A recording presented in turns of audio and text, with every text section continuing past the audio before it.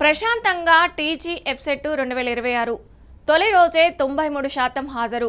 తెలంగాణలో agriculture, pharmacy కోర్సుల్లో ప్రవేశాల కోసం నిర్వహించిన టీజీ ఎఫ్సెట్ తొలి రోజు పరీక్షలు ప్రశాంతంగా ముగిశాయి.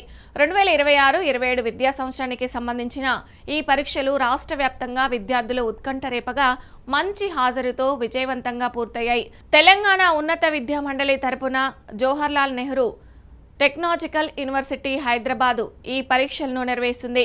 మే 4న 2 సెషన్లో జరిగిన అగ్రికల్చర్, ఫార్మసీ స్ట్రీమ్ పరీక్షలకు మొత్తం 93.35% హాజరు నమోదైనట్లు టీజీ ఎఫ్సెట్ కన్వీనర్ తెలిపారు.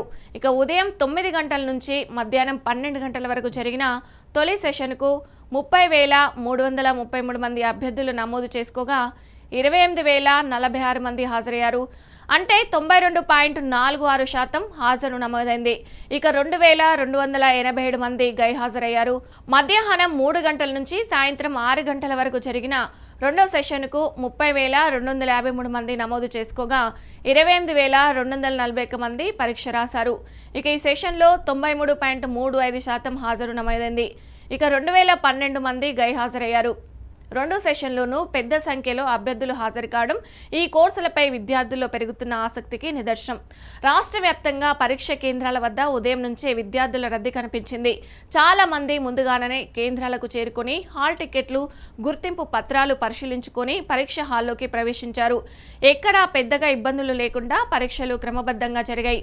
పరీక్షల సరళిని ఉన్నత విద్యా మండలి చైర్మన్ వి బాలకృష్ణారెడ్డి, అలాగే జేఎన్యూహెచ్ వైస్ ఛాన్సలర్ మరియు EAPCET chairman T Kishan Kumar Reddy, convener K Vijay Kumar Reddy తదితరులు పర్యవేక్షించారు.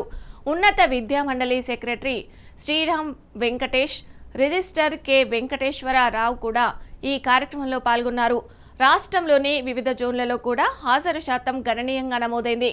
ముఖ్యంగా మహబూబ్ నగర్ జోన్లో 96.4% హాజరు నమోదైంది. ఇక ఆదిలాబాద్లో 98%, నిజామాబాద్లో 95.5%, సిద్దిపేటలో 96% హాజరు కావడం నమోదు కావడం విశేషం.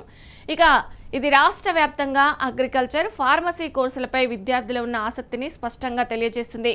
గతంతో పోలిస్తే ఇప్పుడు విద్యార్థులు కేవలం ఇంజనీరింగ్కే పరిమితం కాకుండా అగ్రికల్చర్, ఫార్మసీ రంగాల వైపు కూడా దృష్టి సారిస్తున్నారు.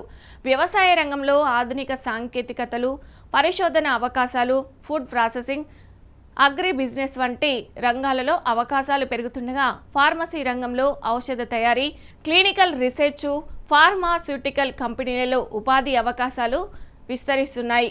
అందుకే ఈ కోర్సులకు పోటీ కూడా పెరుగుతుంది. పరీక్ష అనంతరం పలువురు విద్యార్థులు ప్రశ్నాపత్రం సాధారణ స్థాయిలో ఉందని అభిప్రాయపడ్డారు. కొంత భాగం సులభంగా ఉండగా కొన్ని ప్రశ్నలు ఆలోచింపజేసేలా ఉన్నాయని చెప్పారు. పరీక్ష కేంద్రాల బయట తల్లిదండ్రులు కూడా ఆతృతగా ఎదురు చూస్తూ కనిపించారు.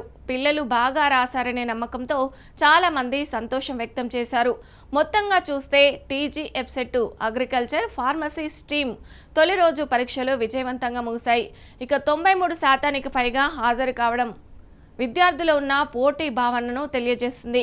ఇంకా పరీక్షలు రాయాల్సిన అభ్యర్థులు చివరి నిమిషంలో ఒత్తిడికి లోను కాకుండా ప్రశాంతంగా ఉండాలి. పునశ్చరణపై దృష్టి పెట్టాలి. సమయానికి కేంద్రానికి చేరుకోవాలి. ఈ పరీక్షల్లో పాల్గొన్న ప్రతి విద్యార్థి మంచి ఫలితాలు సాధించి తమ భవిష్యత్తు లక్ష్యాల వైపు ధైర్యంగా ముందుకు సాగాలని ఆశిద్దాం.